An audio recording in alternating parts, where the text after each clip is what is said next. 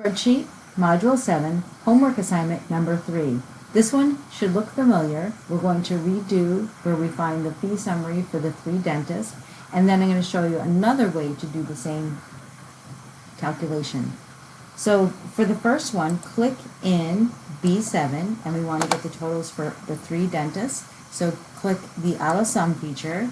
Down at the bottom for the worksheet, click the first one, Carson. Hold Shift, click Jeffrey, so you're selecting all 3, and click the very first cell amount in B7, and then press Enter. And that's the addition of the 3 January general examinations for the 3 dentists. Go ahead and use your fill handle, go across, and then drag down to the total. Now, if you have any hashtags, I just made them smaller, what you want to do is select letters B, C, and D, and then just double click on any of the boundaries between them so that you can see all of the calculations. So now go into fee summary consolidation. So this one's just slightly different, but you want to get the same information from all 3 dentists.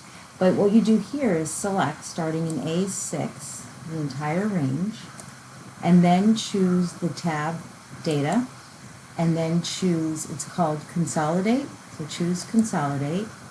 And for the first reference, click the worksheet Carson, and then select the range. It was A6 through E16, A6 through E16, and click Add. Then select the next one, Benjamin, and it should be the same range. Click Add. And then the last one, Jeffrey, go ahead and click Jeffrey, and same range, Add.